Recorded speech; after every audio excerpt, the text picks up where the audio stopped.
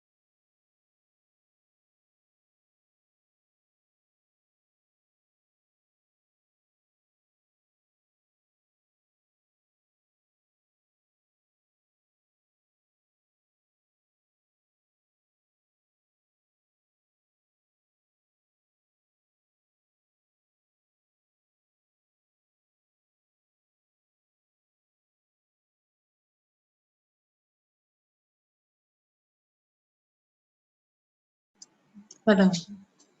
Hari, good morning, everyone. Sorry for the delay because there was some difficulty in getting onto the site. I'm still not very used to it. Good morning, madam.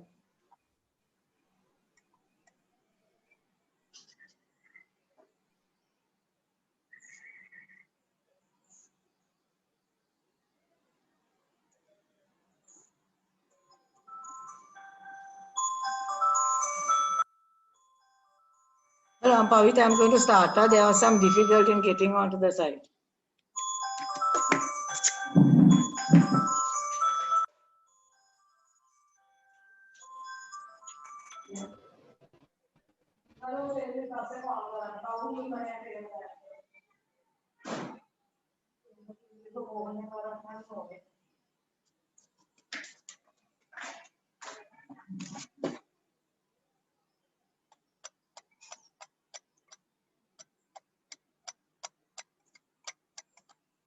Right, so we'll start with the gynecological examination. Now, gynecological history is the same as any other history. It's like, I mean, there's a lot of differences in the obstetric history, but the gynecological history is the same. So you do the introduction is there, like in any other case, there's an introduction. Then the presenting complaint, because they always, most of the time they have presenting complaint. Then they might have subsidiary complaints as well. And then there's a history of the presenting complaint. Then, of course, now in the framework, there's a past medical, surgical, and drug history, menstrual history, past gynecological history, past obstetric history, social and dietary history. So this is according to your normal framework. There's no difference. There are very slight differences when in the history. Now the introduction should contain, like normally, the name, age, occupation, and address. I mean, address doesn't mean the exact address, but from where she's coming. Then the marital status, whether she's married or not, that's very important. Then the parity, modes of delivery, and ages of the children. Better if you can put, but parity and the modes of delivery are important. Then, it's very important to indicate regarding any medical complications and significant drug usage, especially anticoagulants, because medical complications are very important because all these patients go for surgery. So therefore, it's better if you can indicate on the in the introduction itself regarding any medical complications.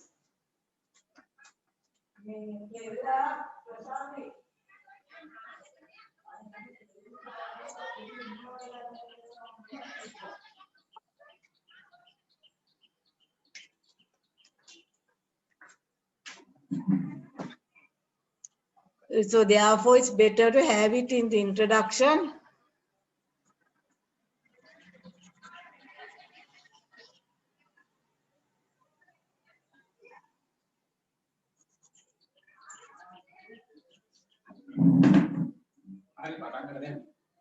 Selvi call kara.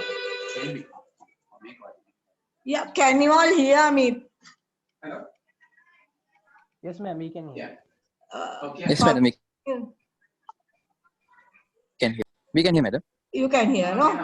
Right. So,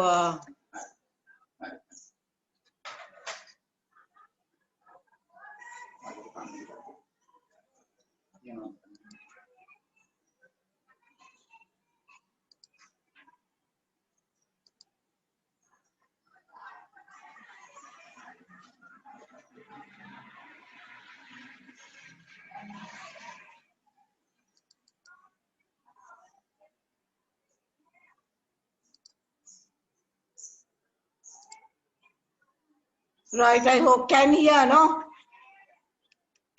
Yes, ma'am, we can hear. Can hear, no? Right. Then, so the introduction should contain the name, age, occupation, and address. Marital status very important because the diseases of married people and at least the examination techniques of married people and unmarried people are entirely different.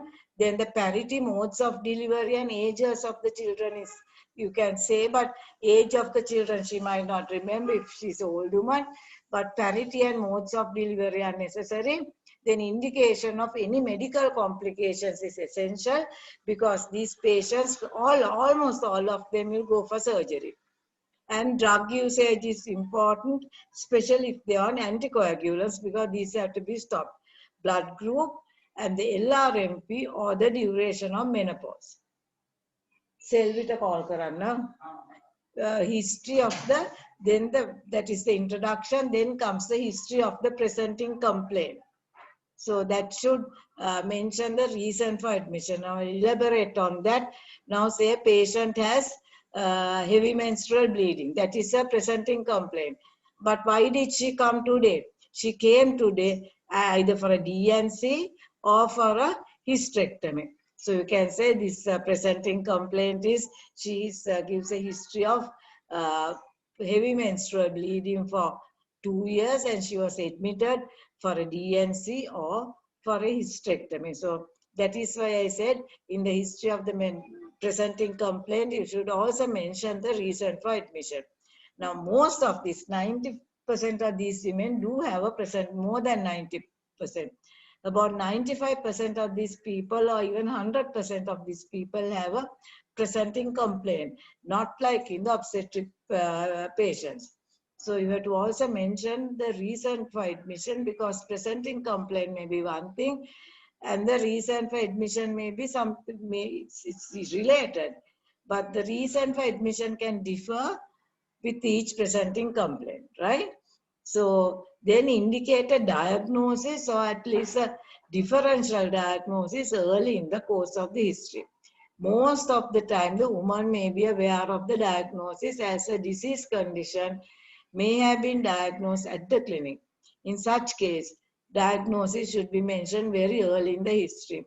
Then, for instance, a woman might have heavy menstrual bleeding. She goes to the clinic, ultrasound scan is done, and there are fibroids, and she knows that, and she comes up hysterectomy or myomectomy. So that is why with the presenting complaint and the reason for admission, when you give these two together, that will indicate the diagnosis as a woman has a complaints of a lump at the vulva. At the clinic, a uterovaginal prolapse was diagnosed and she was admitted for vaginal hysterectomy and repair. Now, she may not know the word uterovaginal prolapse, but she will say, I had a lump at the vulva, I went to the clinic, and then they said that my womb has come down or my bladder has come down, and they have admitted me for surgery. So, like that, so they are given the diagnosis very early in this. Or the woman will say, I have heavy menstrual bleeding for so many years, or I have irregular bleeding. I went to the clinic, they did a scan, and they did a womb wash, and they found a cancer, and they told me to get admitted for hysterectomy. So you say this woman had heavy menstrual, presenting complaint is heavy menstrual bleeding or irregular menstrual bleeding for 6 months, or postmenopausal bleeding for 6 months, and diagnosis of carcinoma of the body was made, and she was asked to get admitted for hysterectomy. History of the presenting complaint is different. Now here you have to give a brief indication of the diagnosis, the reason for admission, together with wherever you know, just mention a brief indication of the diagnosis. Just like in the introduction, you have to give a brief indication like about any medical complications. So it's just a brief introduction, but your past medical history is there elsewhere, and your history of the presenting complaint is there elsewhere. This is only a brief introduction. Now, going back again, the introduction should contain name, age, occupation and address, marital status, parity and modes of delivery, and the ages of the children. Remember, she might not remember the ages, then you don't worry about it. Indication of medical complications and drug usage. Now, this doesn't mean that you are going to give a past medical history. You are going to say, this woman is a diagnosed patient with diabetes mellitus on insulin, and her diabetes is not under control. Or this woman is a hypertensive patient. She is on losartan. And also she's on aspirin, and hypertension is well under control. So you have to indicate the medical complication, indicate the degree of control, and indicate the drug use very briefly in one sentence. In one sentence. At least those who are good in English even, I think they should really take these things into their head. Because people just don't seem to understand what we are telling, and then they will go and give a past medical history here, which is not very, it's not very nice to do that, because this is only the introduction. Because you have to present the history nicely also, no? Like I told you when we are doing the obstetric history, that the introduction is not a past obstetric history. It's just an indication of the past obstetric history. So here the introduction is just an indication of the medical complications, briefly what drug she is using, and briefly whether it's under control or not. Then the blood group, LRMP, or the duration of menopause. Then history of the presenting complaint, again I'll explain. Mention the, now presenting complaint is there, then because you mention the reason for admission, the idea of this is you should give the diagnosis as early as possible in the history. So you say she had heavy menstrual bleeding, she went to the clinic, they did a scan, and a diagnosis of fibroids was made, and she was admitted for TH. Or she had irregular menstrual bleeding, womb wash was done, endometrial carcinoma diagnosed, and she has got admitted for hysterectomy. That's not the history of the presenting complaint, right? Now we are coming to the history of the presenting comments at the beginning of the illness. So you say how long, actually if it's a menstrual problem, you should start with the last regular normal menstrual period. So you say 2 years ago, till 2 years ago, she had regular menstrual periods, regular 28-day cycles, lasting for 5 days with normal flow, but her flow gradually began to increase. And now gradually began to increase. And you say the flow, the duration of the period increased, also the number of pads she had to wear increased, and now she's having, she bleeding for 10 days every month, and she needs to wear about 6-7 pads a day, like that. So it commences at the beginning of the illness and come up to today. And then also, if it's a lump at the vulva, you say, at first she noticed the lump at the vulva when she was straining at the stools, then this gradually increased. Now it's completely outside, like that. That is what we mean by history of the presenting complaint. And it is presented in the chronological order of events. Then also you have to, the history should contain all the investigations that have been performed and the results. So for the last 2 years, if she's having this complaint, should have gone to various doctors. Various investigations should have been done and various treatment should have been given. So each one by one, you have to present it in the chronological order of events. Where did she go first? What were the investigations that were done? What drugs was she given? What was her response? Then since there was no response, where did she go next? What were the investigations that were done next? And then what was the treatment given and what is the response? Now most of these people have gone to about 10 places. And this is the last station. They have gone to various places. And since there's no response, in the end she has come to the teaching hospital.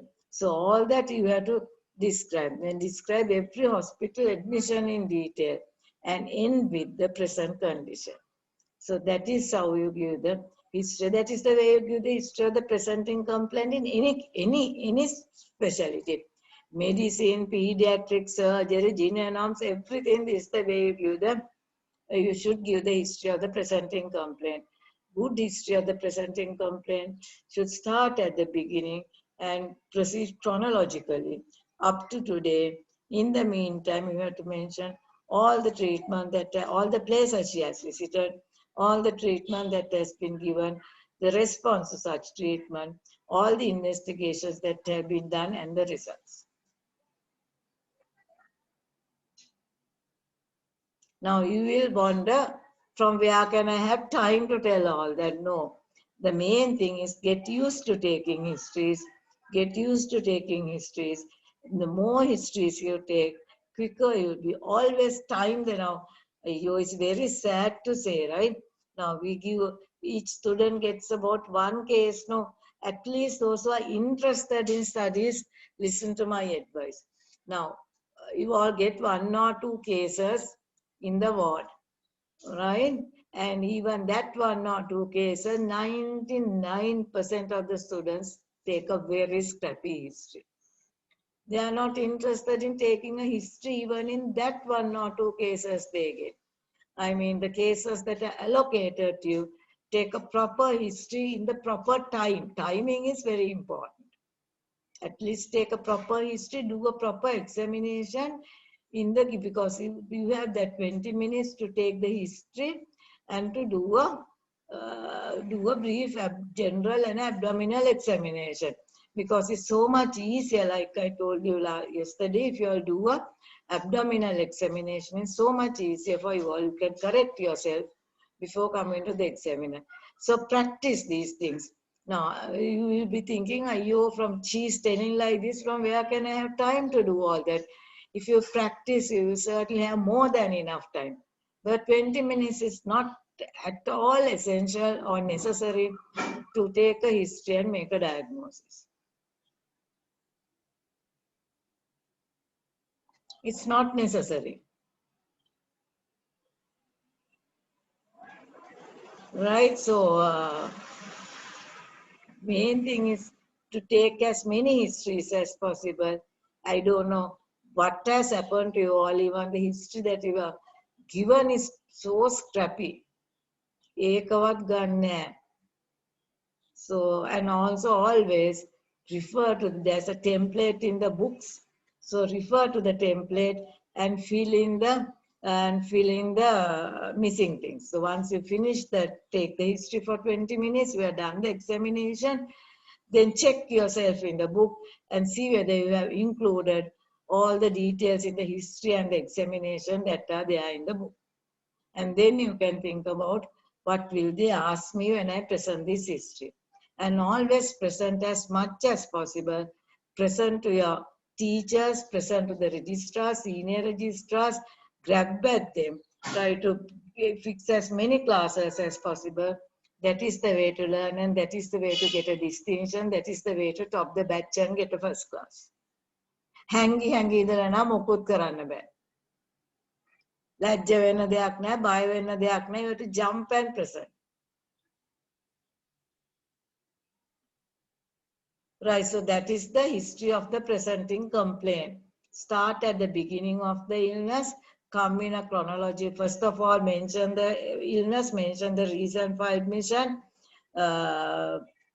try to give the diagnosis there itself, as I told you, and then give the history of the presenting complaint, starting from the beginning of the illness, how it progressed up to today, how much of treatment she has taken, where she has gone for treatment, what sort of investigations were done, what are the results of the investigation, what was the response to the previous treatment she has taken, and then describe every hospital admission in detail and end with the present condition. Then past medical, surgical and drug history are very important here, not like in the obstetric case, because I was telling you that obstetric patients are healthy young adults, but these people, most of them are old and they have comorbidities. So this is very important, as most of these women belong to an old age group and have medical disorders such as diabetes, hypertension or ischemic heart disease. A detailed history should be there. What do you say? This woman has diabetes. That's all. That is all you say. That's not enough at all, right? This woman has diabetes for so many years. These are the drugs she is on. These are the doses of the drugs. This is the last blood sugar report. And is her diabetes under control? Has she got any comorbidities? Was she tested for comorbidities? If not tested, you will say she has not been tested for nephropathy and retinopathy. Now, if it's hypertension, you have to say for how long she had hypertension. What are the drugs she is on? What are the doses of the drugs? What is the blood pressure after admission? Has she got any comorbidities like ischemic heart disease and ischemic heart disease or renal disease? Or has she not been investigated for these comorbidities? You have to get detailed history. So with the present condition of the illness should be mentioned. Results of the most recent investigation should be mentioned. It's important to find out whether she had been referred to a physician, whether fitness for surgery. You have to imply, you have to say she has been referred to a physician and the physician has told she is fit for surgery. Her diabetes is under control, her hypertension is under control. She is not on anticoagulant drugs. That's also very essential to mention that she is not on anticoagulant drugs. And the physician has told that she is fit for surgery. All that you have to say, I mean, in your history, you have to imply, you have to show that you have gone thoroughly into the fitness or surgery of this patient. These are the things for which you get marks. Then detailed drug history is necessary. Anticoagulants are of special importance as they should be stopped before surgery.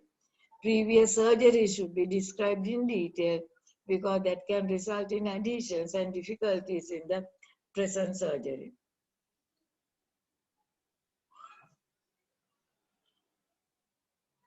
Menstrual history is very significant. Then next comes the menstrual history. It's very significant if she has abnormal uterine bleeding. In such cases, actually your menstrual history, the presenting complaint will be your menstrual history. Because you start with the history of the presenting complaint, with the menstrual history, presenting complaint,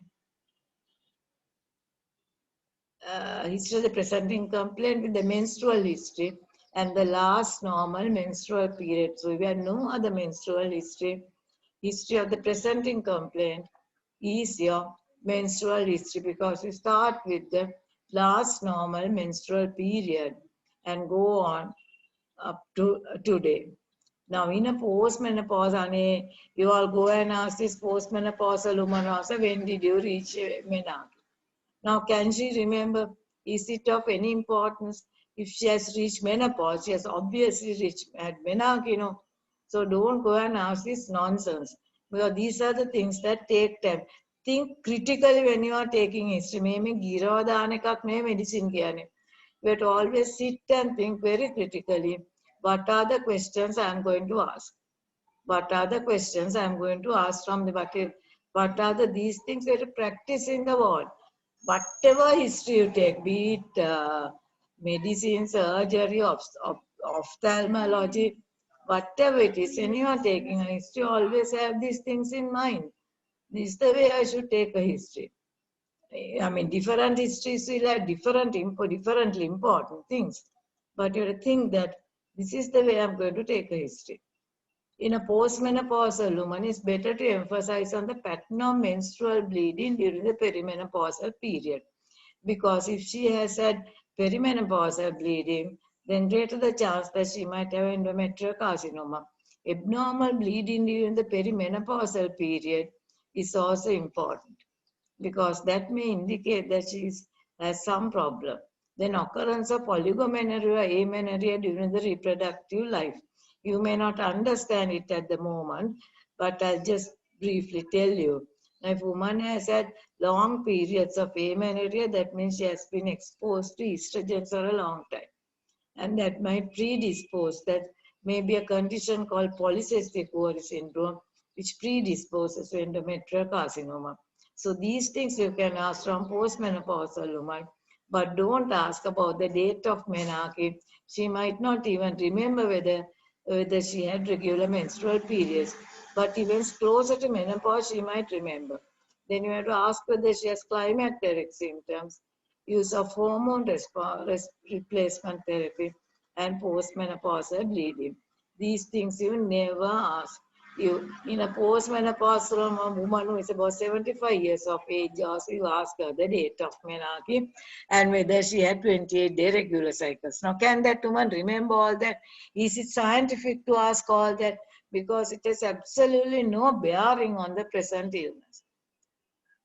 So all women, menopausal women, if now she has come with a menstrual problem like postmenopausal bleeding, then you have to ask a little bit about the previous menstrual history that is close upon the menopause, previous history of prolonged periods of amenorrhea. But in every menopausal woman, you have to ask her how long she has been menopausal, whether she had climacteric symptoms, whether she has used hormone replacement therapy, and whether she has ever had postmenopausal bleeding. Then other components of the history should be brief if there are no abnormalities. Any abnormalities should be highlighted. Importance of the social history only to find out whether it help during convalescence after major surgery. What are the other components now? Yes, coming to the now other components are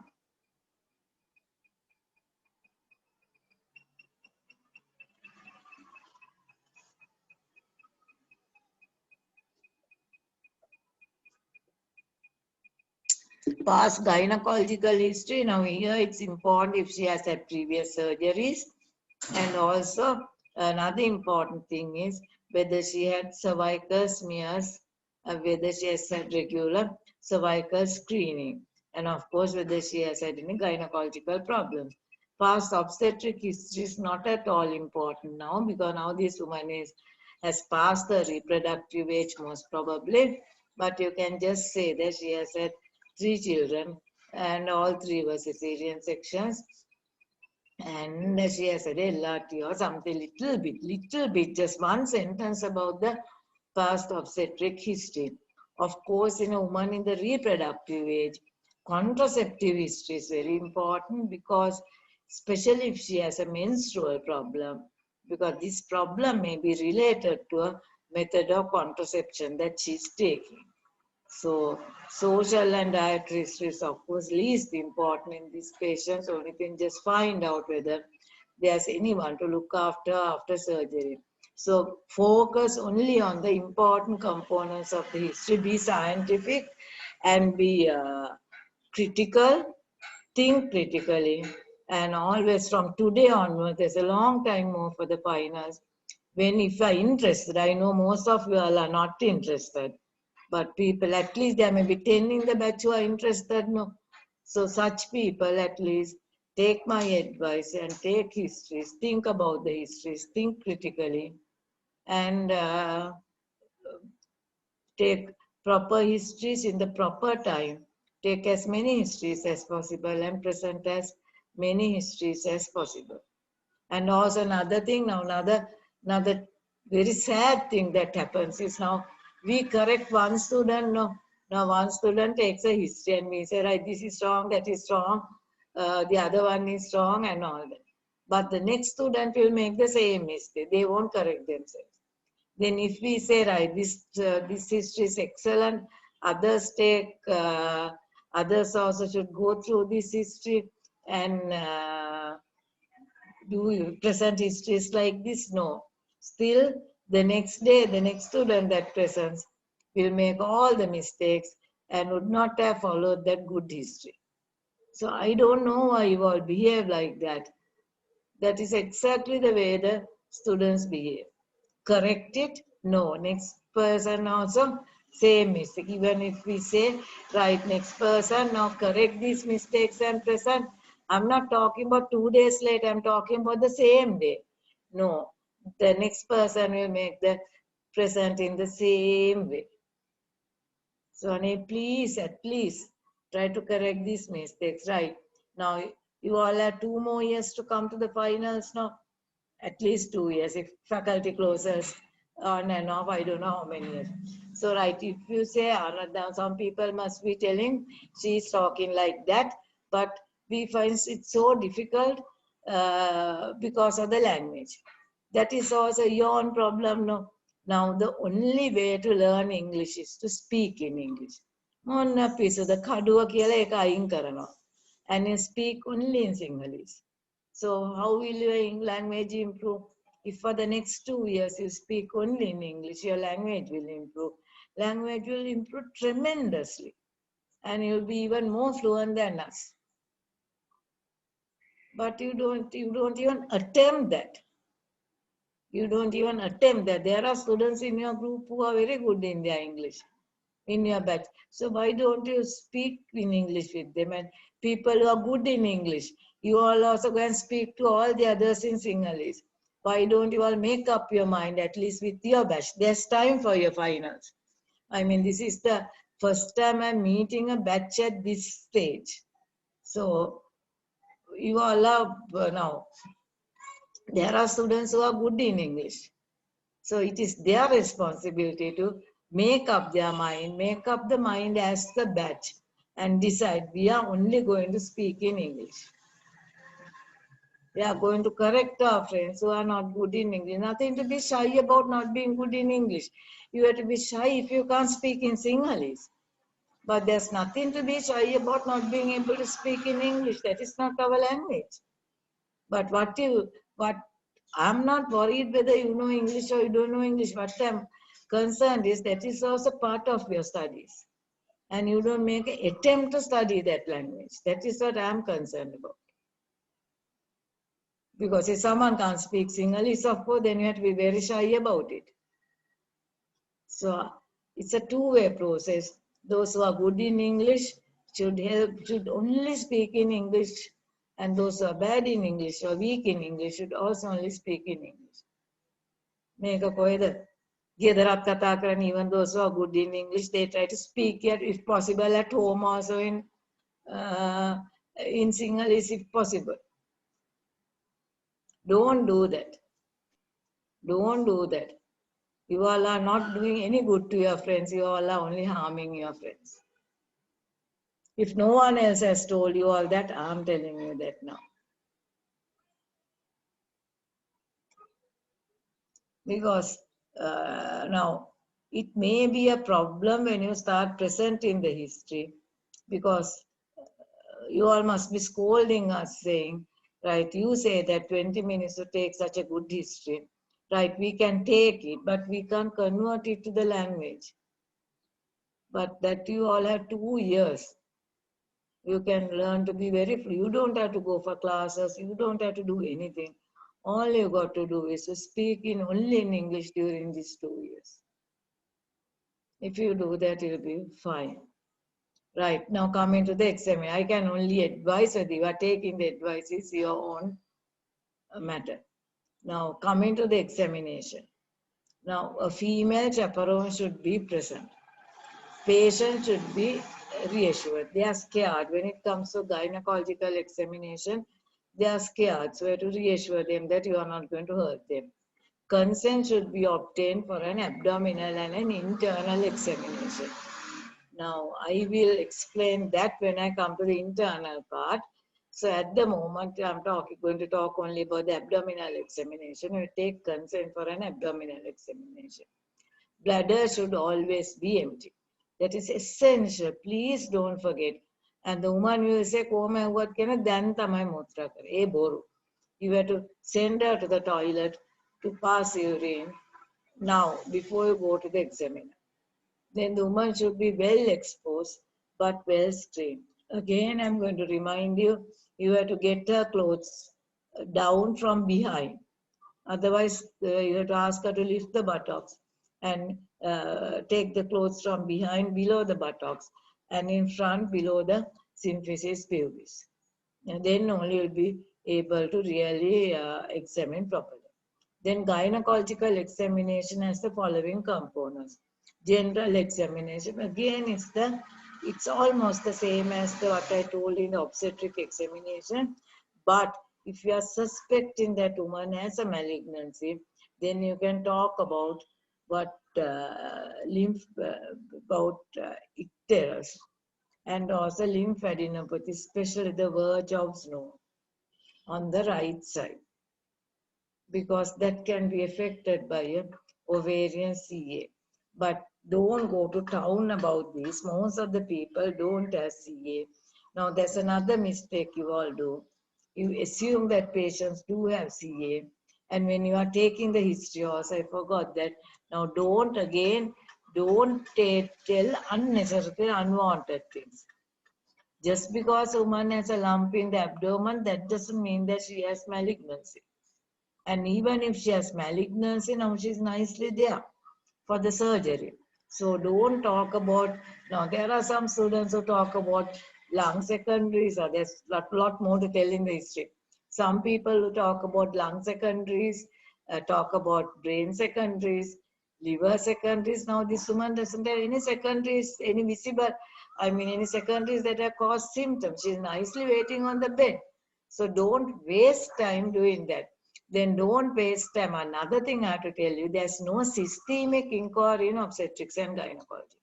There's nothing called a systemic inquiry. Now, if you start, I will show that when you come to the ward.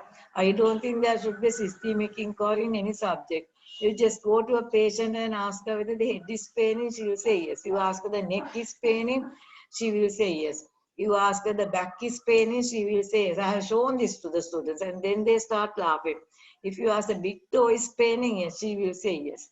So you shouldn't ask unwanted things. You should only mainly confine to the system that you are concerned. Because if there's nothing called systemic inquiry, at least in obstetrics and gynecology, then all of you talk about loss of appetite, loss of weight, urinary and bowel syndrome. These are also not important in most of the cases. Now, will a woman with fibroids have loss of weight? Will a woman with a simple ovarian cyst have loss of weight? So, even a woman with a cancer, if it's early, will she have loss of weight and loss of appetite? If it's a known ovarian cancer, then you can mention a little bit. But in most of the cases, that's not necessary. Urinary symptoms and bowel symptoms, you can mention in uterovaginal prolapse or a large abdominal mass, which can press on the bladder and the rectum. But otherwise, these things are not necessary. Just confine yourself to the main history. If the woman these things are not necessary. What are the common gynae patients that you are going to get? However much you study, whatever you study, what you are going to get is abnormal uterine bleeding. You are certainly going to get. You are going to get uterovaginal prolapse. Most of you all are going to get subfertility. And some people might get a lump in the abdomen, which can be either uterine mass or ovarian mass. There are only two uterine masses that you can get, fibroids and adenomyosis. Remember, endometrial carcinoma doesn't cause a palpable uterine mass in 99.9% of the cases. So the uterine masses which are palpable per abdomen are only fibroids and adenomyosis. Then you can get ovarian mass. And very few of you all will get a urinary problem like stress incontinence or urgency. That is very few. So these are the things that you get.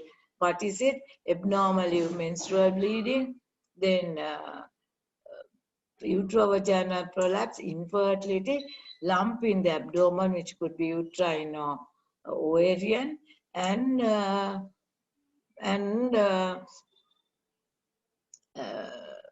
urinary problems like stress incontinence or urgency. And also you can get now when you talk about abnormal uterine bleeding, endometrial CA and cervical CA also included in that.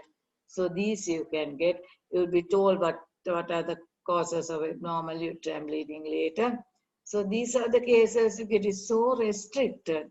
So restricted. So what is the difficulty? If you just practice taking the histories, there's no difficulty in presenting a history to shock us. Right, it's all right if you have to think of 150 cases. No, very few patients that you get. It's very few. Because now things like primary amenorrhea and all that, they are not there in the wards, no. So most of these things, actually about 50% of you all you get infertile patients. So it's not difficult. Right, so coming to the examination, female chaperone should be there, patient should be reassured, consent should be taken for abdominal and abdominal examination now, bladder should be empty, woman should be well exposed per pill screen. Then general examination, I told you what you have to do, examination of the breast, for lumps, examination of cardiovascular and respiratory system, very briefly. It includes blood pressure, abdominal examination and pelvic examination. So for general breast and cardiovascular and respiratory system, maximum 2 minutes. Maximum 2 minutes. Abdominal examination to do before coming to the examiner, 3 minutes. So altogether, 5 minutes of the examination, maximum. And the rest you can spend to taking a history. So general examination includes pallor, ankle and sacral edema, thyroid enlargement, varicose veins. Then icterus and lymphadenopathy should be looked for only in a woman who is known to be having a malignancy. Examination of breast, exclude masses, examination of cardiovascular system, blood pressure and pulse rate should be checked. Woman without an obvious cardiovascular disease, routine examination, the heart is carried out the presence of murmurs to explore structural lesion. Thorough and methodical examination should be done if a cardiac disease is present. Now, keeping that in mind, most of these people have a cardiac disease, but you can just auscultate from answers, just check whether she's in cardiac failure, that is the JVP is elevated, and whether there are basal crepitations and whether there's cardiomegaly. These things won't take time if you all are well used to it. Respiratory system, just auscultate. When you're auscultating for cardiac, you can also at the same time auscultate the respiratory system unless the woman has a chronic respiratory disease like bronchial asthma.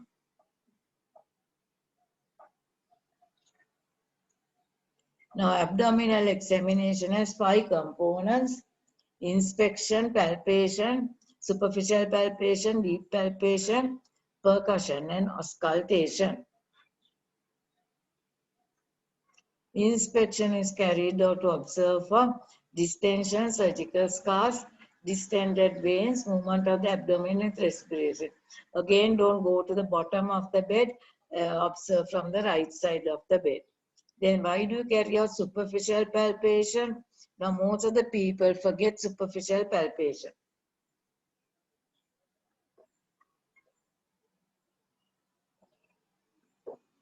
You carry out superficial palpation, determine whether the abdomen is soft, whether there are tender areas, and whether there's guarding. That is all you carry out superficial palpation for.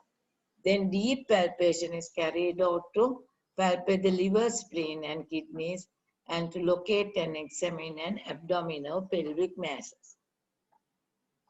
Right now, there's another strong word of advice to you all. Now there are 10 features of an abdominal mass or any mass. In any abdominal mass, not only in obstetrics and gynecology, not only in gynecology, but in anything that you have to elicit. Now, abdominal, keep this firmly in your mind, at least people who are interested. Now, abdominal examination is something where you can score 100 marks. You can easily score 100 marks because you are touching with your hands. And you are another thing now that we are at the start of the gynecological examination, I would like to tell you that we don't expect you to be accurate. We don't expect you to be accurate in an abdominal examination because we are also not accurate. No. We confirm by doing ultrasound scan. But we expect you to do things properly and to present it properly. So all these characteristics should be presented. You can get full marks even if you are not accurate. Like here grade 1 children, you forget 1 or 2 of these things. And then how can you get full marks? Because this is a place where you can get full marks and just get a distinction even before you go for the vaginal examination. Abdominal examination is so easy. So start this from now onwards. Don't miss a single point. Don't miss a single point. When you are presenting a history to your consultants from now onwards, don't miss a single point. I can only tell you all, it's ridiculous to be missing this point. What people first forget is they forget to do the superficial palpation. So please don't forget. They don't know for what do you do superficial palpation. It's not only for tenderness, to see whether the abdomen is soft and whether there's any guarding. Right, then deep palpation. Now, first of all, we palpate in all 4 quadrants to see whether there is a mass. So this first step is to determine whether first step in the deep palpation is to determine whether there is an intra-abdominal mass. This is whether the mass is intra-abdominal. Sorry, first thing is to determine whether there is a mass, right? Once you find out that there is a mass, once you are sure that there is a mass, then the next first thing is to find out whether it's an intra or extra abdominal mass. This is something which you really forget. So if you ask the patient to lift the head without lifting the shoulders. And if it's an abdominal wall mass, it will become more prominent. If it's an intra-abdominal mass, it will become less prominent. Now, all the masses you are going to get are intra-abdominal masses. So what is the difficulty? Only thing difficult is you forget to do this. That is the only difficulty. You just do it and touch the mass and say, right mass becomes less prominent. Therefore, it's an intra-abdominal mass. Then the next things are size, shape, consistency, surface, margins, tenderness, mobility, ability to reach below the mass. So these things, please have them, memorize them, keep them in your head, but memorizing won't help. When you are presenting histories, present with all these points. When you ask to examine by the bedside by your consultant or in the clinic, present all these points. Keep these points in the mind. I'm sure for surgery also these are the points. So keep all these points in the mind and don't miss a single point when you are presenting the history at the exam. Then I'll come to abdominal mass again, the end of the abdominal mass. Then you have to do percussion. Now we percuss only for, all right, palpation, there's a little more. You have to palpate properly for organomegaly. In the proper way, the way that I'm not going to teach you that. You have been already taught that in the way it's there, in the Hutchison and Hunt, you have to palpate for liver, spleen and kidneys. Then it is percussion. Now the first thing that we percuss is, we can percuss to see whether the lump is, you tell what you are percussing for. You can't just go on percussing. To tell what you are percussing for, you can say, right, first I would like to percuss to see whether the lump is dull or resonant. At least I hope this batch, 1 or 2 people will take these things into their head, whether it's dull or resonant. Now, right, what are the dull masses? Uterine masses and ovarian masses are all dull. What are the resonant masses? If this bowel is adherent to a uterine or ovarian mass, it will be resonant. Or retroperitoneal masses will be resonant. Now, when you ask what are the resonant masses, that also you don't know. So these are very simple things. If you don't know these things, how can you get marks? So you have to tell, right, I would like to palpate and see whether bowel is adherent to, I would like to percuss and see whether the mass is resonant, to make sure that bowel is not adherent to this mass, or to make sure that it's not a retroperitoneal. Now, if you tell that, my God, the impression that will create. It's very easy for people to shine in this faculty, because most people are not interested. No. So if you are interested, you can shine very easily. Right. So next you will percuss for free fluid or shifting. How do you percuss for free fluid? You percuss from the midline to the flank and test for shifting dullness. You cannot, in obstetrics, you cannot percuss for, in gynecology, you can't percuss for horseshoe dullness. Why? Because most of the masses that we have are suprapubic, located in the suprapubic area. Therefore, that area is dull. So you can't percuss for horseshoe dullness. All you can percuss is for shifting dullness. Keep that firm. Still people go around percussing for horseshoe dullness. So please don't do that. Then you can carry out auscultation over the mass to see whether there are bruit and whether this mass is very vascular, and also for the occurrence of, for the bowel stones. Right. Before going to the pelvic examination, shall we go into detail about the abdominal examination? Now, what are the abdominal masses we get? There are only 4 abdominal masses that we get in obstetrics and gynecology. One is a pregnant uterus. Now, you won't get a pregnant uterus for gynecology unless if really there is a patient with H. mole in the ward. That is extremely rare. So pregnant uterus is out. Then what is the other mass that you can get? You can get a full bladder. That is out because you have got the woman to pass urine.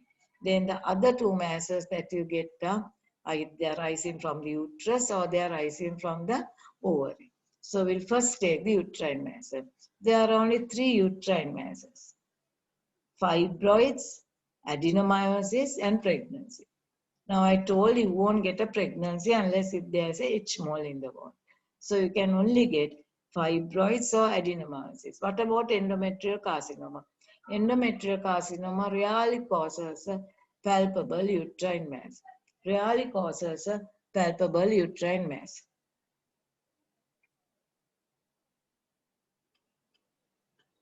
So history-wise, the woman may have, we'll first talk about uterine masses. We'll think of all the details that we presented first. So what is the uterine masses? Are intra-abdominal masses. What is the position? Position, what is the site? The site is suprapubic area. Uterine masses are usually midline. They can extend to one or the other iliac fossa, but they are usually midline. They are usually midline. And what is the size? Anything now, yeah, I'll come to the size down. You have to think that now we are only talking about fibroid masses and adenomyosis, right? The pregnancy is out. Endometrial carcinoma rarely causes a palpable uterine mass. For uterine mass to be palpable, it should be more than 12 weeks in size. So now the intra-abdominal masses, site is in the suprapubic area, but they can extend to the iliac fossa. Consistency is firm. Uterine masses are firm in consistency unless if it's a pregnant mass, which will be soft. Site is, they are in the mid, they are usually in the suprapubic, I told you that. Then margins, their margins are well defined. Surface, fibroids can be irregular in surface, whereas adenomyosis, the surface will be smooth. Fibroid surface could be smooth or irregular. If they are single fibroid, it will be a smooth surface. Many fibroids, it will be irregular surface, but adenomyosis is always smooth surface. So margins are well defined. Surface can be smooth or irregular. Consistency is always firm unless if there is a pregnancy. And the site is in the suprapubic area. They are usually in the midline. Uterine mass are usually in midline, but a large mass of fibroids can extend into one or the other iliac fossa. Then what about the size? Now, if it's a uterine mass, you can mention the size in weeks of pregnancy, or you can measure, if you're not sure about that, measure the transverse and the vertical diameters. Shape, they're usually pear-shaped, but a large mass of fibroids can be irregular. Then mobility. Now, mobility is uterine masses are more mobile in the transverse plane. Mobility in the vertical plane is restricted. Then one important thing about a uterine mass is you cannot get below the mass. You learn what it is in the ward. You cannot get below the mass. So that is very important when it comes to uterine masses. So how do you clinically diagnose by abdominal examination that this is a uterine mass? It's a firm mass. It's a midline mass, can extend to one or the other iliac fossa. It's more mobile in the transverse plane, and you cannot get below the mass.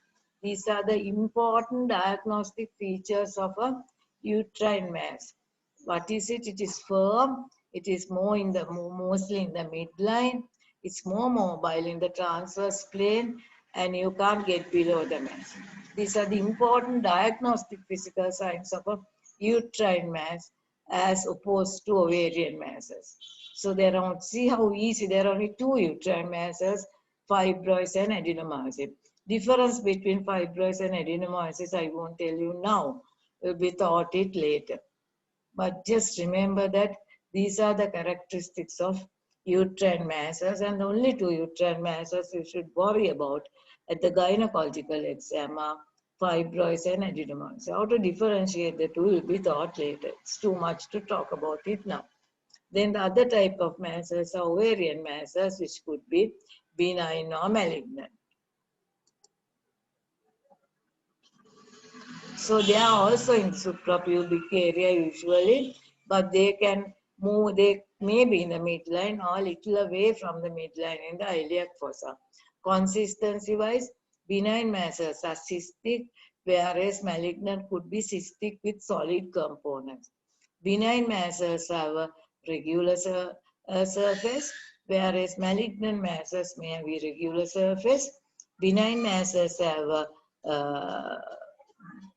a clear border or clear margins, whereas regular margins, whereas a malignant mass may not have distinct margins.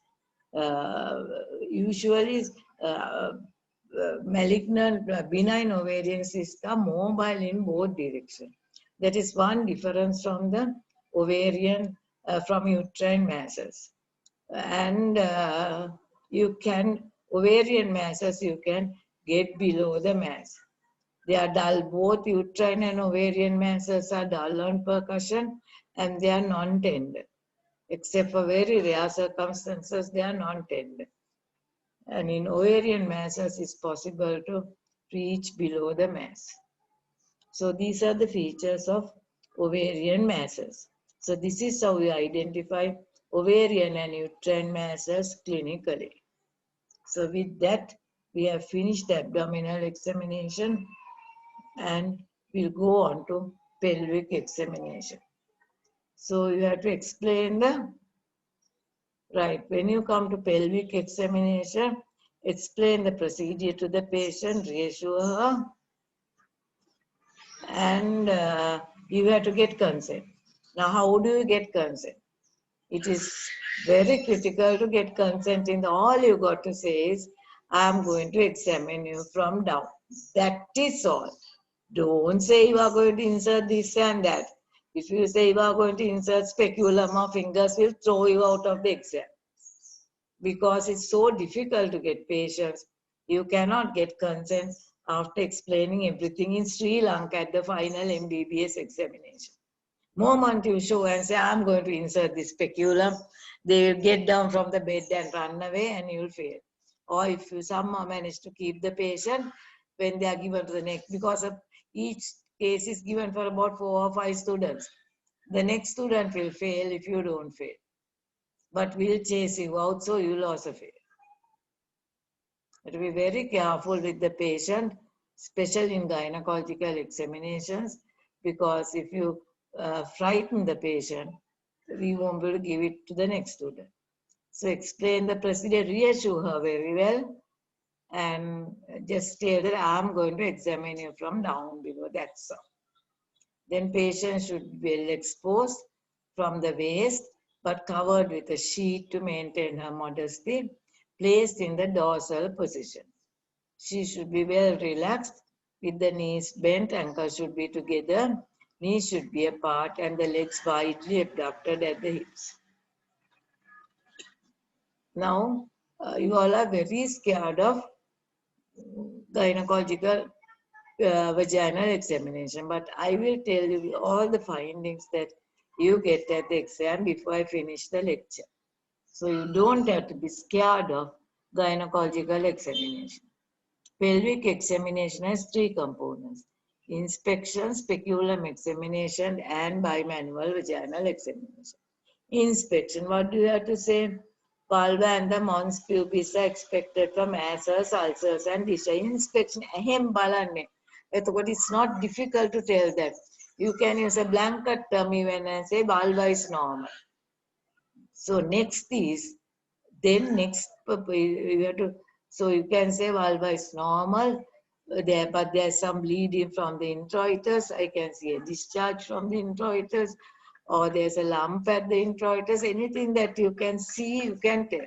It's just seeing. So it's not difficult. Why it is difficult, so difficult for you?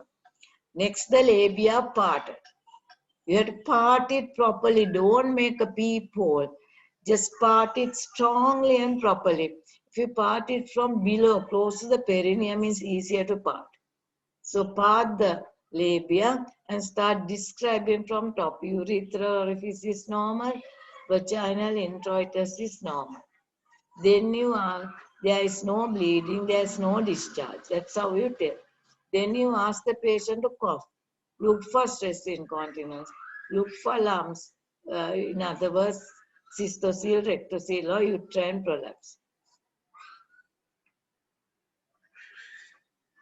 So that is what you do. Inspection first without touching the patient. Inspect the mons and the labia and tell what you see. Usually it's normal. In some cases there may be bleedings, there may be discharge, or there may be a lump at the vulva. Next, you part the labia, part it properly. It's easy if you part from down below, then there will be a better easier to part. Don't make a peephole, but get a good exposure. Say urethra orifice is normal, introitus will be either normal, or there may be bleeding or discharge, or there may be a lump. Then ask her to cough, look for stress incontinence, and look for any lumps. So much for inspection. Next is speculum examination. Now you have to do when you come to the final year, you have to do quite a number of speculum examinations in the previous appointments. So speculum examination, there's only one thing I have to tell you. Insert it fully and open it fully. Then you will be able to demonstrate the cervix. So first of all, you assemble the speculum, lubricate the speculum. For God's sake, don't show the speculum to the patient. Don't make metallic noises with the speculum. Patient gets scared. So take the speculum, assemble, lubricate. You will learn how to assemble in the wall. Then the labia should be parted using the index and the middle finger. Speculum is gently inserted. Whether you insert it up or with the knob, with the handle up or down, it's all right, but insert it transversely. Don't insert it vertically and rotate. It's more uncomfortable for the patient. So you insert it transversely, whether the handle is up or down, it doesn't matter. And the trick of speculum examination is insert it fully and open it fully. Don't be scared. Patient might grumble, patient might tell ooh-ah and all that, but we know the patients are bad, are like that. So don't be scared of that. Don't be nervous of the patient's response, but insert it fully and open it fully. And then cervix is inspected for an ectropion, polyp, ulcers, discharge, IUCD threads, and bleeding through the os and contact bleeding. So in other words, normal cervix will be nice and pink, but we inspect and see whether there are any abnormalities in the cervix. Now, no one does that. With the speculum open, if your history doesn't say that the patient has had a cervical smear recently, you say, if I was at the clinic, I would have taken a smear at this time. You can tell that if there's no bleeding or a visible lesion on the cervix, you can say, I will take a cervical smear. Then the vaginal wall is inspected while withdrawing. You keep the speculum open a little and withdraw it, inspect the vaginal walls, and then close the speculum and gently remove it. The most important thing is insert it fully and open it fully. This of course students do follow my advice, and very rarely they have any difficulty visualizing the cervix because they have got used to inserting it fully and opening it fully. Then coming to the bimanual vaginal examination. Index and the middle finger of the right hand are lubricated and inserted. Index finger is inserted first and followed by the middle finger. I don't know if you all can see me this much, but as you insert the two fingers into the vagina, the other hand should come to the abdomen, and that other hand should be just above the symphysis pubis and directed to the pelvis. This we will catch your hands and show when you come to the final year. This should be the way. I hope you can see me, but I don't know if you can see me, because the idea is to palpate the pelvic structures in between your two hands. That is the idea. That is the idea. So first of all, we palpate the vaginal wall for any abnormalities. First structure that you palpate is the cervix. Now, there are only two things about the cervix. Cervix is either firm or soft. Now, all the patients you get for the exam, cervix will be firm, unless if that patient is pregnant. So for God's sake, don't go and say cervix is soft. Boy, that you don't know anything.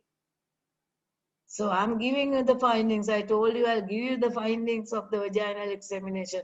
So always, now your finger is in, other hand is there. That's the most important thing. You have to do it properly. You have to show that you are doing it properly. So the other hand is there, directed to the pelvis, like that, if you can see me. directed to the pelvis, then you say, right, cervix is firm. Cervix is always firm. If you say cervix is soft in a non-pregnant woman, that means you don't know anything. Cervix is always firm. Os is always closed. Unless if the woman has an incomplete or inevitable miscarriage or a cervical polyp. That is, the os will open only if the cervix is trying to push out something. So already I have given you two findings in the vaginal examination. So in the patient you get for the exam, cervix is firm, os is closed.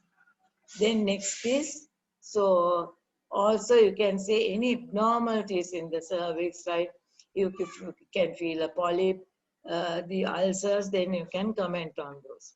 Because you have already seen the ulcer or the polyp on the speculum examination. So all you got to do is to confirm it in the bimanual exam. But these are rare things. Then you can also elicit for cervical motion tenderness, especially if you are suspecting the woman has endometriosis or pelvic inflammation. Anyway, most of the times, then you can say cervical, there's no cervical motion tenderness. Because most of the times that is not there. 99.9% of the times it's not there. So what are you going to see? We are going to say cervix is firm, os is closed, there's no cervical motion tenderness. Next is the uterus. In the uterus, first thing is the direction, whether it's anteverted or retroverted. If it's anteverted, it can be felt bimanually nicely in the anterior fornix in between your fingers. If you don't feel the uterus in the anterior fornix, you have to go behind the cervix and see whether the body of the uterus is there in the posterior fornix. In a retroverted uterus, cervix will point upwards and the body of the uterus will be felt in the posterior fornix. In an anteverted uterus, cervix will point downwards and the body of the uterus will be felt in the anterior fornix. Right. Now you say, it's so difficult for us to identify those. It's not necessary to identify those. Whether you say it's anteverted or retroverted, we will accept. Because it's not very important. Only thing, there are two things that you have to keep in mind. Keep this firmly in your mind. A retroverted uterus cannot rise above the pelvic rib. So if there's abdominal mass which is larger than 12 weeks, your uterus is anteverted. It cannot be retroverted. I'll repeat it again. If there's abdominal mass which is larger than 12 weeks, your uterus is always anteverted. It cannot be retroverted. If there's uterovaginal prolapse, the uterus is always retroverted. So other than that, it doesn't matter whether you say anteverted or retroverted, we will accept because it has no other clinical significance. Then what about the size? So now I had given you two findings. Cervix is always firm, os is always closed, there's always no motion tenderness, very rarely there's motion tenderness. Uterus, whether you say anteverted or retroverted, will accept, unless if it is palpated per abdomen, it has to be always retroverted. If it's a prolapse, it always anteverted. If it's a prolapse, it has to be always retroverted. Then the size. Obviously, the size is less than 12 weeks, no. If it's more than 12 weeks, you have already palpated it per abdomen, no. Then you can relate it to the weeks of pregnancy, right? So if it's not palpable per abdomen, it's retroverted, no.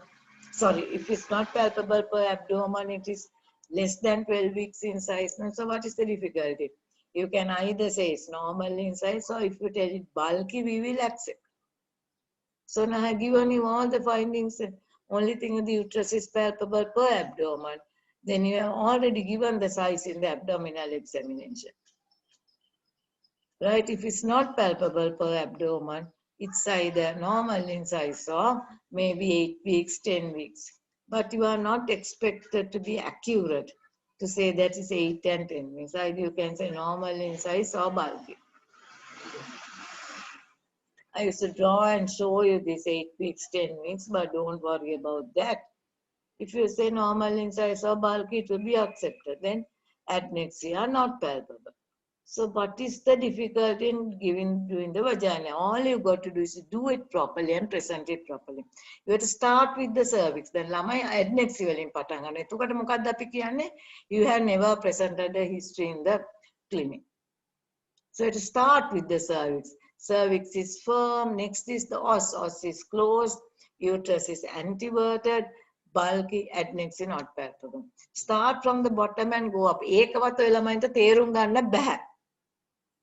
That is a sad point. You start with the adnexy, or you start with the uterus without mentioning the cervix. Even that you can't grasp. So how can we teach when you can't even grasp that? So please try to grasp that even now, at least this batch. Then if there's abdominal mass, then how do you present it? Right, there's abdominal mass, and the most important thing is, with your hand in the vagina, you move the abdominal mass. If when you move the abdominal mass, cervix moves with it, it's a uterine mass.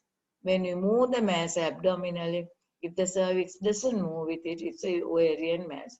You don't have to be accurate. All you got to do is to move the mass abdominally and tell us whether the cervix moves with it or not.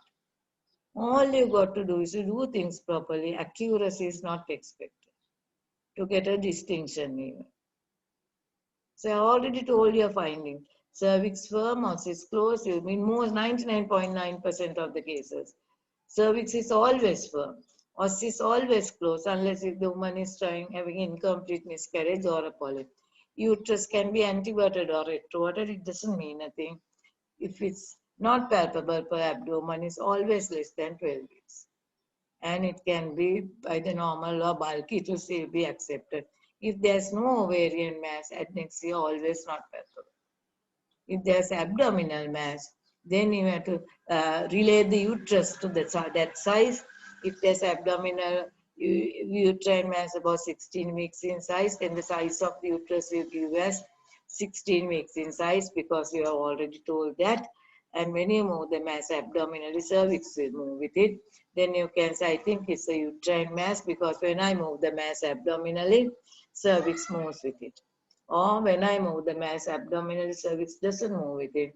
Therefore, it's most probably an ovarian mass. So that's it. So what is the difficulty? Any questions? Now the idea of coming on the Zoom is you all are so keen as a batch to do the Zoom, no? So the only advantage I see it, you all can question. Question කරන්න නැත්නම් Zoom එකෙන් එන්න කරදර මට කරදරයි ටික Zoom එකේ එන්න. ඒ කරදරෙන් වැඩක් නැහැ if you all are not going to question.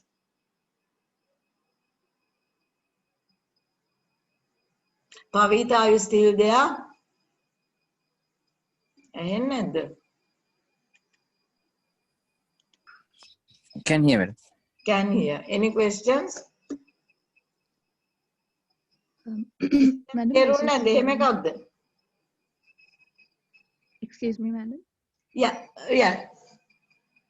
කියන්න ඇහෙන්නේ නැහැ මට. Speak a little louder.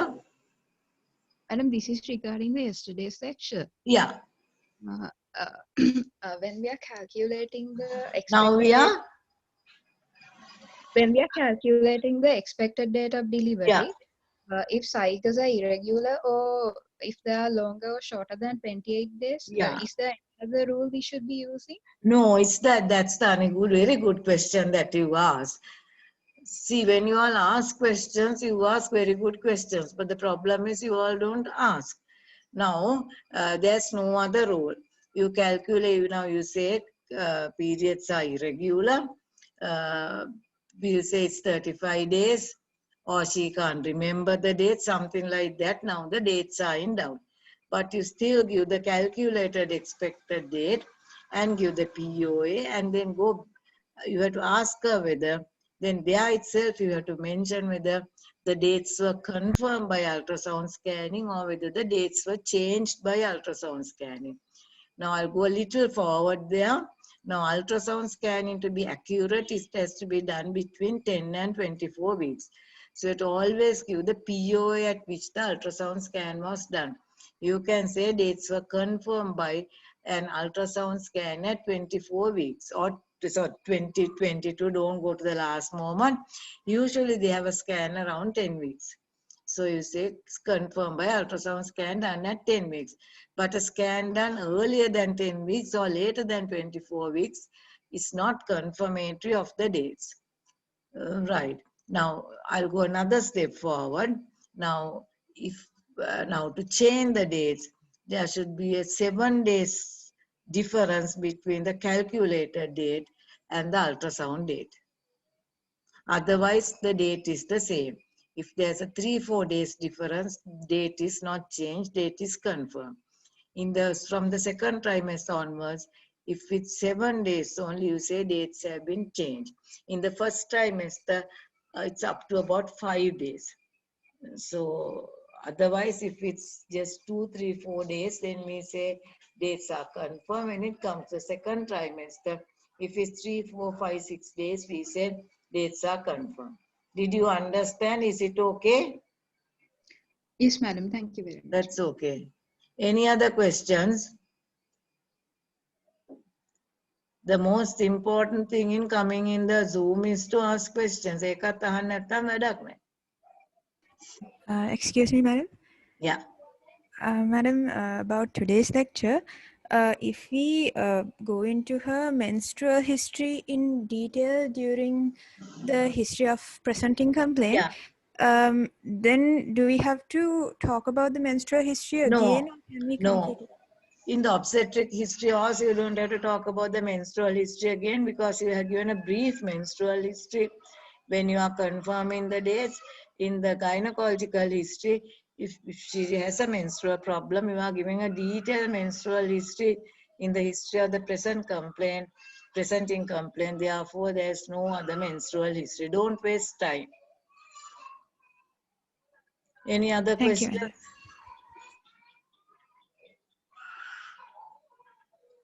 There may be so many things that you didn't understand.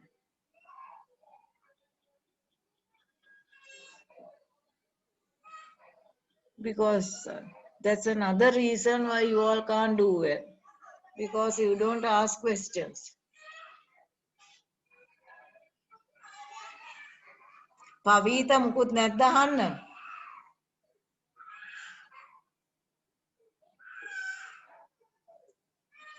Ko Sandamal, nothing to ask. I don't know the names of the other people to ask. So I only know Sandamal and Pavita. Excuse me, madam. Pavita or Sandamal, who is speaking, or any other person? Yes, madam. If that person who don't willing to give information to us, what have we done? Patient is not willing to give informations regarding something information. Then it's a little bit of a problem. But usually, when it comes to undergraduate exam, we screen the patients. It has not happened so far. Not in our ward. We screen the patient. If still there's a problem, you can always tell the examiners. එහෙම මෝඩ අය දෙන්නේ නැහැ අපි. For postgraduates, of course, they have to deal with any type of patient. But undergraduates, we don't give that type of patients usually. If you get such a patient, then you can complain to the registrar. You can even tell us, then we will assess you with that in our mind. But other thing is, rather than doing that, you should try to get around them. Now, I won every exam by getting around the even foreign exams. I got a nurse, a white nurse, and she has been told not to reveal anything. Because if she reveals, the whole diagnosis is out, but she revealed everything. So we have to try to get around, but there are some patients that were so dumb that you can't get around them. But we don't usually give such patients. So don't worry about that. If there's a problem, always tell early. Right? So I think I answered that. Any other questions?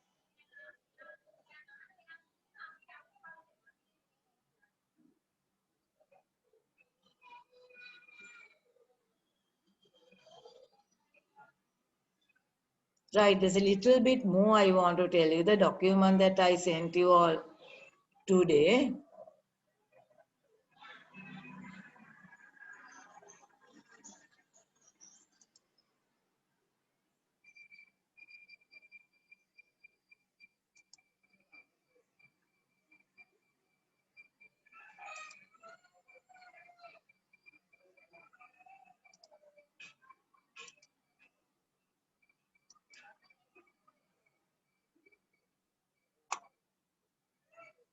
Just a minute until I get that document.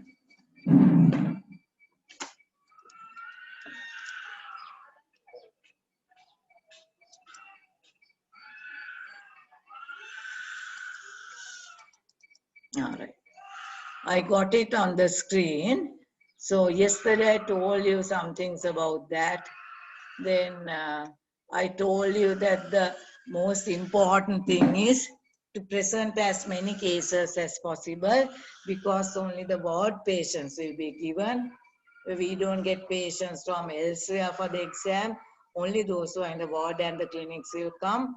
So you have to really present as many cases as possible, take as many histories as possible, and keep summaries of now. Say if you have a summary of how to manage a diabetic patient, diabetic pregnant patient, then you take a history of a diabetic woman, present it, then the consultant will correct you, have all, and always record your interview with the consultant, or record everything that is happening, and go home and get it into a piece of paper and keep it with you to revise at the end.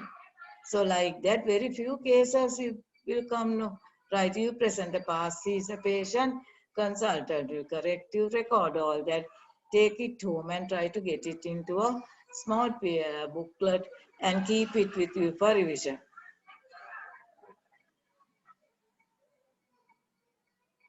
And try to present as many histories as possible, because these will mimic the examination scenario and help you to face the examination with confidence. And have an inquiry mind and ask questions. And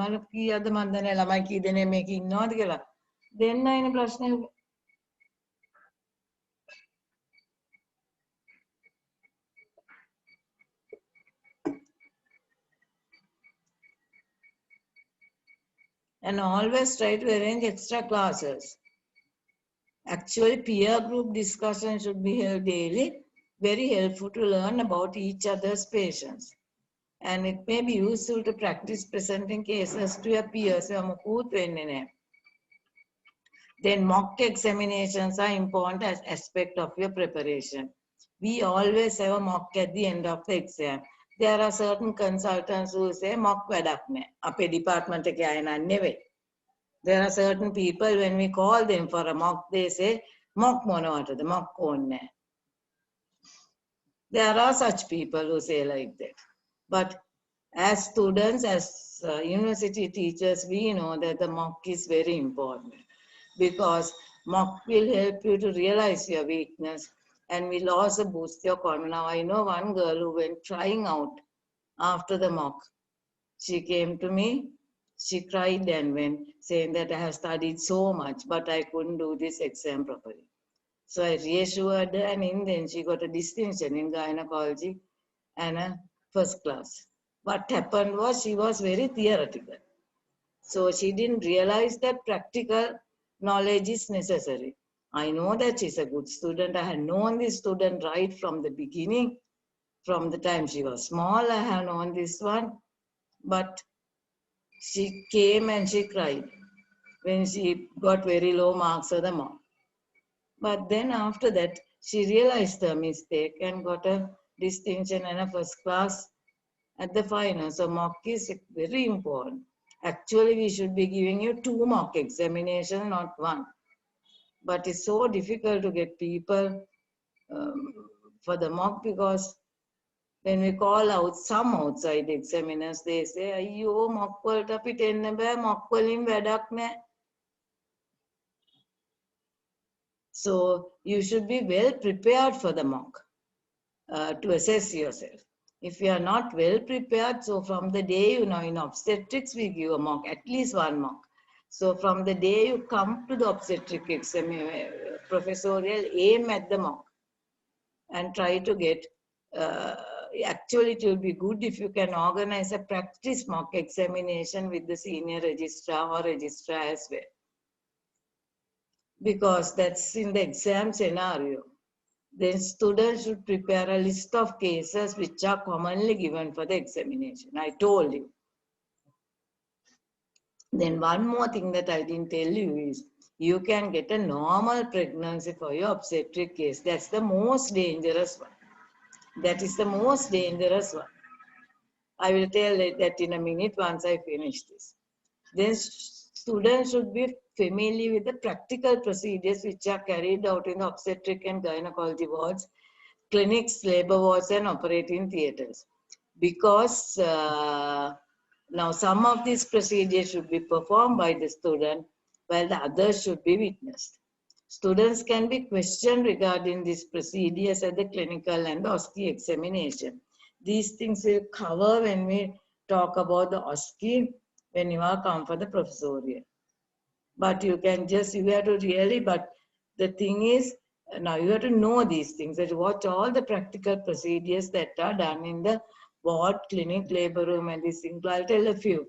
It includes taking pap smear, inserting IUCD, inserting a Jadel, doing a high vaginal swab, observing colposcopic examinations, then episiotomy suturing, inspecting genital tract for tears, doing a manual removal of the retained placenta.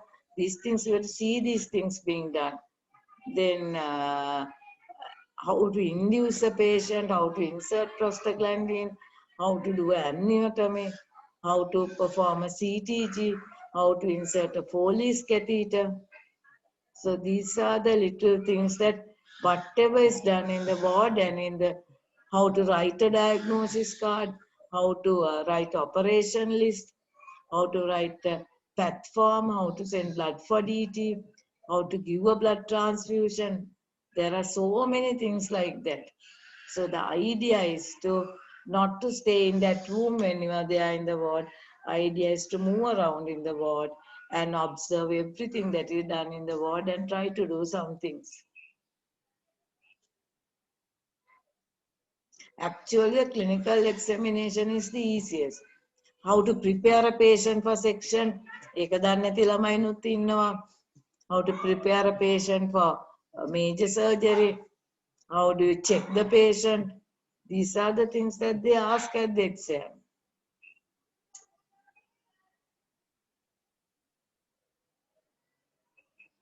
So there's no need to have an undue fear of the clinical exam, as only patients similar to those who have been in the ward during the clinical appointments will be recruited for the exam. Discussion is a direct encounter with the examiner, and if the students are unable to answer a question, another could be asked. A sound knowledge of the theory is needed. Now to take the history and do examination, you are given 20 minutes, which I told you is adequate unless the student asks lengthy unrelated questions or carry out lengthy unwanted examination. Introduce yourself to the patient, always be kind and courteous to obtain the maximum cooperation. Female chaperone should always be present and bladder should always be empty.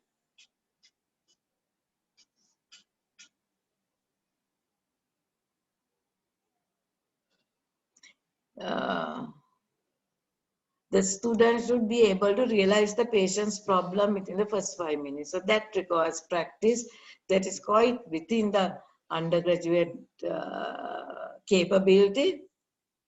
Most of the obstetrics and gynecology cases are straightforward and patients are already aware of the diagnosis.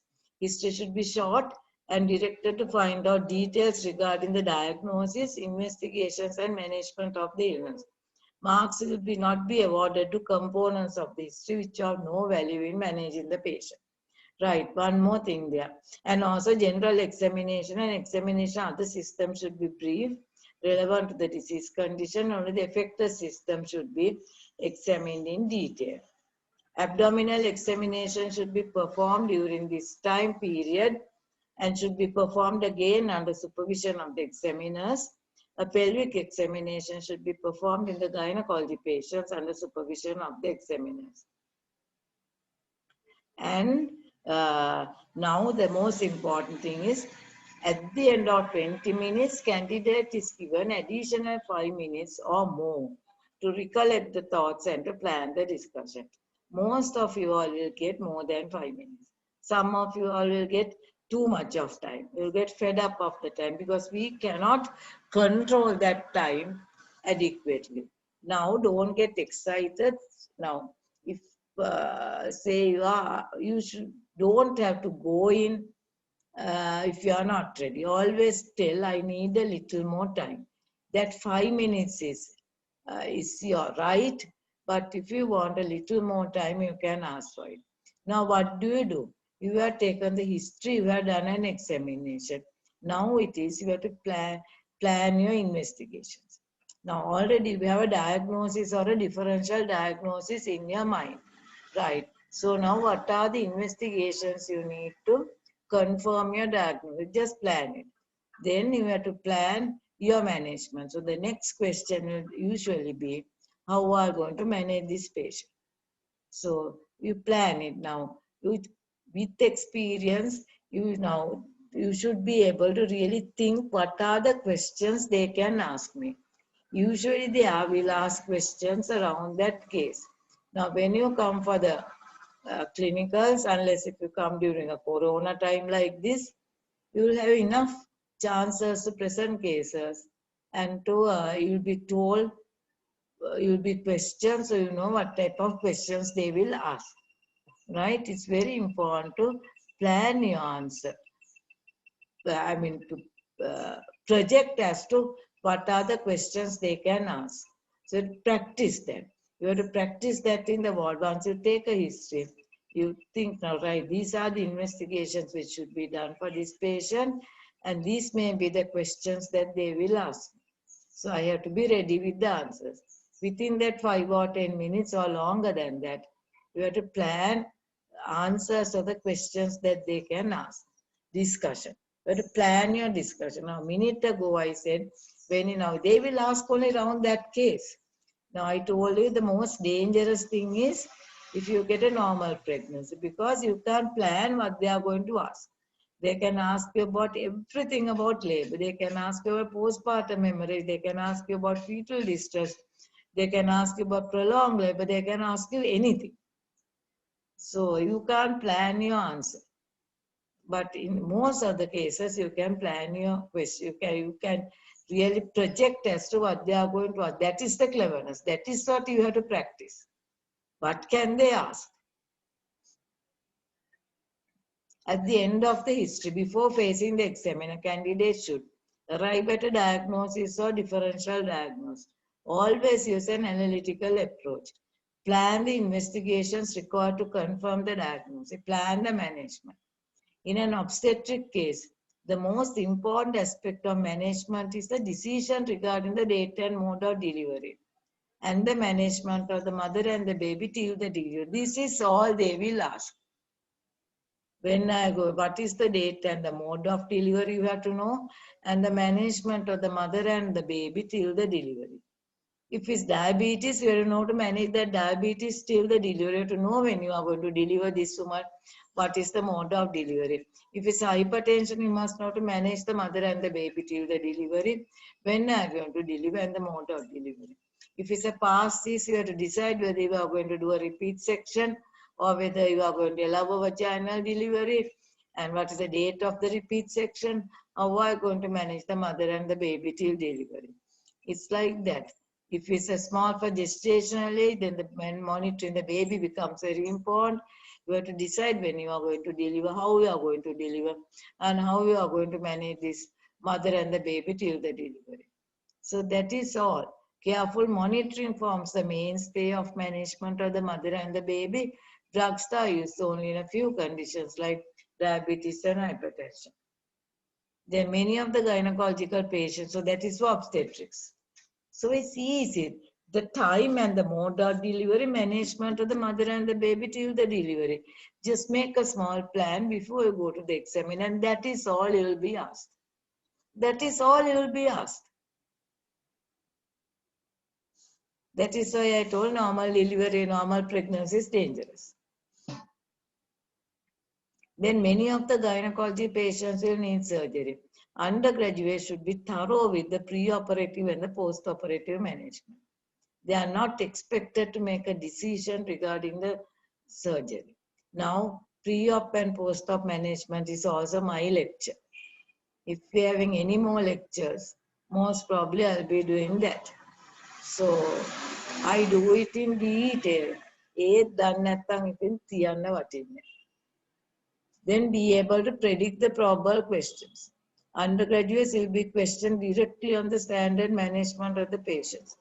Students should train themselves during the clinical clerkships to predict the probable questions which can be asked during presentation of a case.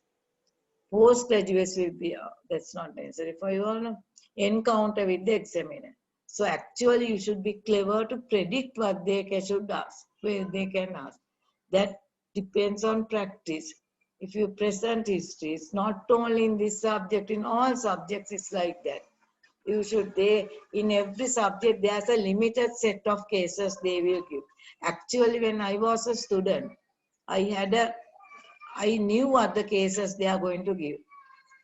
And I had a template for all the possible cases that they can give. I had a template for every subject. And that is what made me write this book, because I had this in my mind, and with those templates only really helped me to write this book now. How many years later? About 50 years later. Because I had a template for every question in every case in every subject. Please have a template. I'm talking about 50 years ago. I still can remember that. Whether undergraduate, postgraduate, wherever you go, that is the template. If you have a template, it will be helpful. Then the encounter with the examiners. Do not enter the room until you are called. You don't make that mistake. Use all the available time to plan your discussion. Kavadakot good morning kiyan nathi lamai no. Greet the examiner and be properly dressed.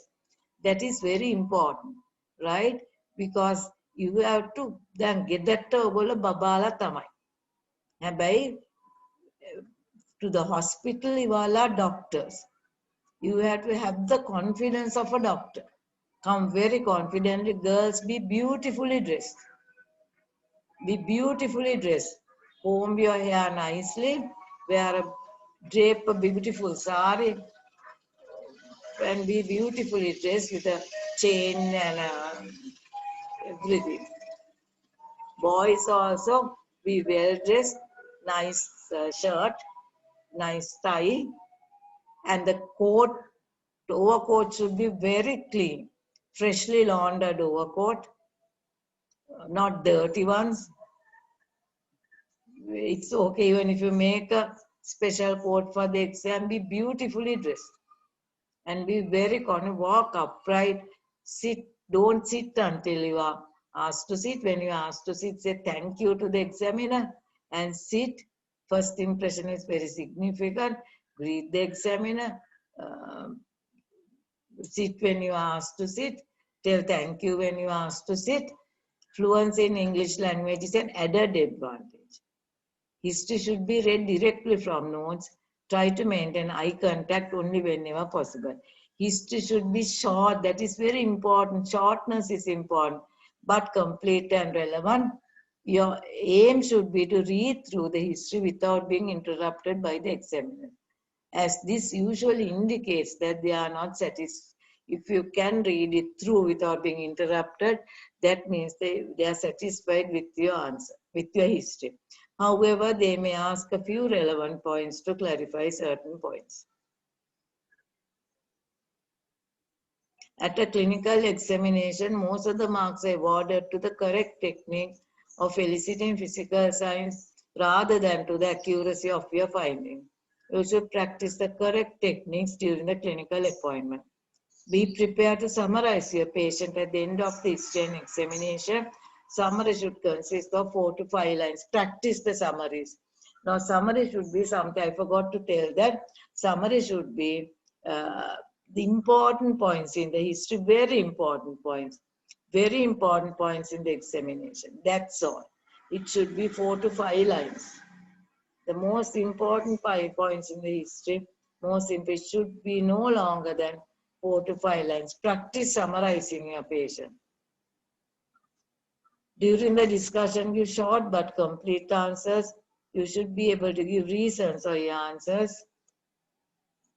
And don't wait until they prompt you. If they ask, how do you manage this patient? Go on talking. Don't stop, go on talking. And also, now, candidate is not necessary to know all the details. That they think that if you talk about big things, you'll get a distinction. And they start talking about big things and they can't go on. Always steer the discussion into known territories. Try to avoid giving answers from less familiar areas because they may answer further details. Avoid converting in the interview to tug of war between you and the examiner. Comments with common things. Rarer things should be avoided. It can be mentioned later, if later on. Don't go into unfamiliar territories. You won't get extra marks just because you talk about all the other things. And if you don't know the answer to a question, don't be scared. Tell that you don't know, and they'll ask another question. It's better than wasting time and struggling to answer. Right, another thing, be quick. Quickly present the history and quickly do some examination. That is why you should do the abdominal examination and come. Then you know exactly what is there. Be very quick. Quickness and firmness and the confidence. That is also if you just tuck height of fundus, lower pole, upper pole, the sides very quickly. And that will really tell that you are, show that you are confident. Just recapitulating the obstetric examination. Height of fundus corresponds to the 34 centimeters. That is corresponds to the POA. Head in the lower pole. Therefore, the fetus is in cephalic presentation. 3/5 of the head is palpable. Head is not engaged. There's a firm irregular mass in the upper pole, which is the breech.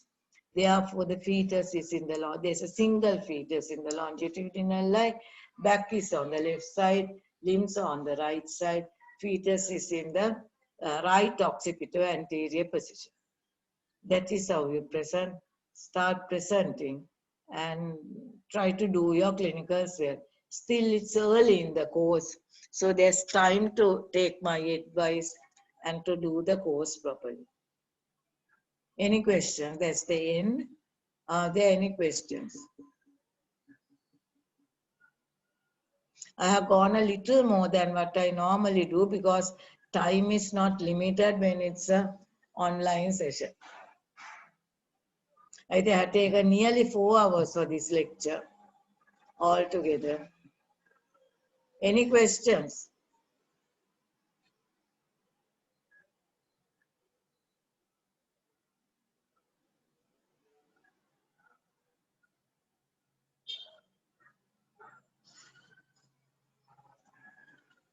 Hayo, questions ne anything ogolange?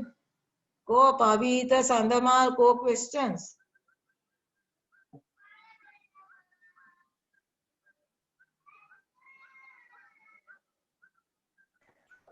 Excuse me, madam.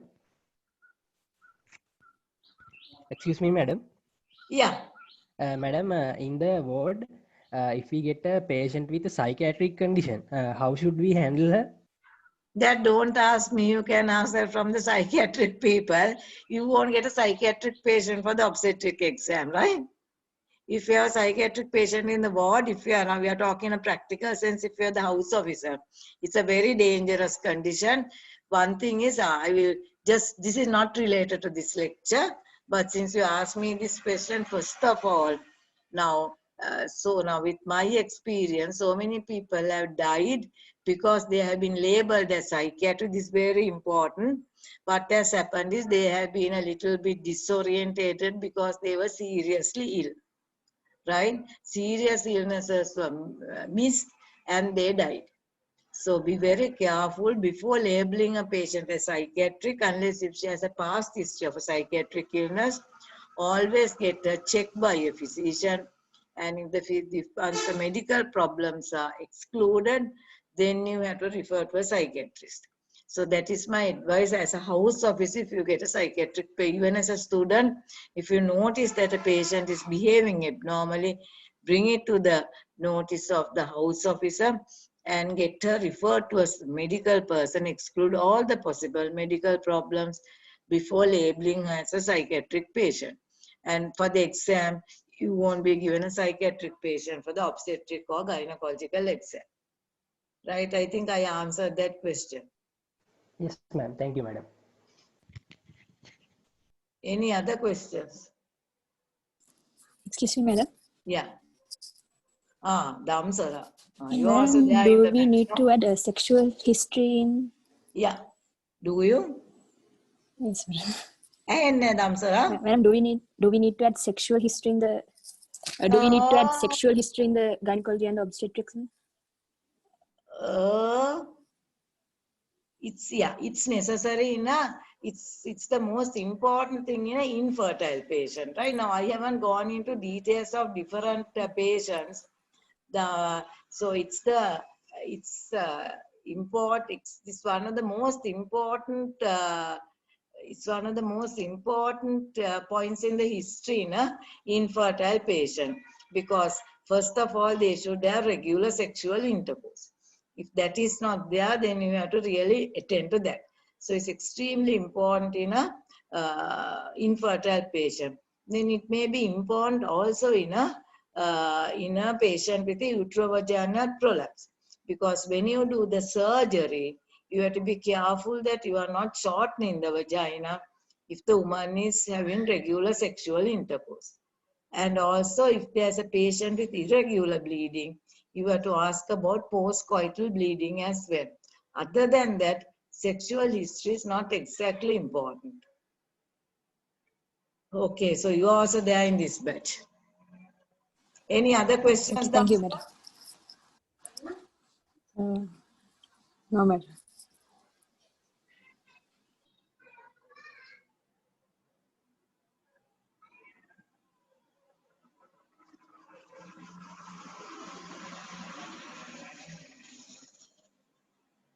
Anyone else?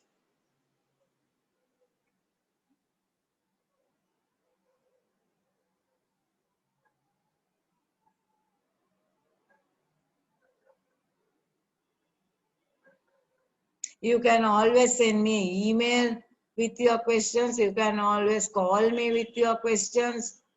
My phone is always on. So if there are no questions, we'll stop. I hope I will be able to record it. I think last time I recorded, and I will upload it next week to the site.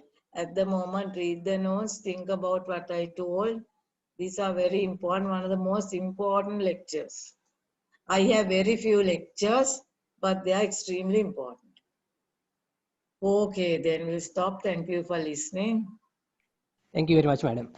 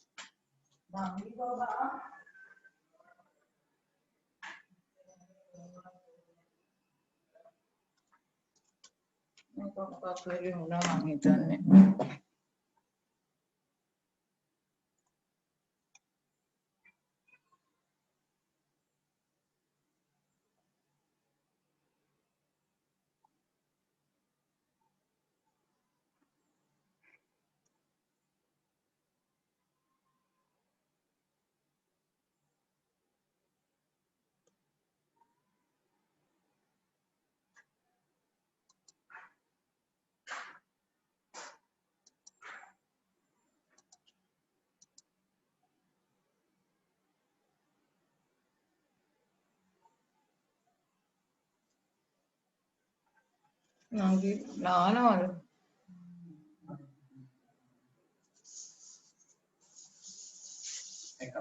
නෑ මේක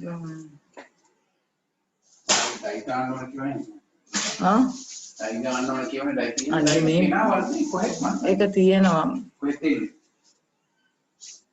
නංගි බබා අනේ මේක මං හිතන record වෙන්නේ නැතුව මෙව්වා වුණා.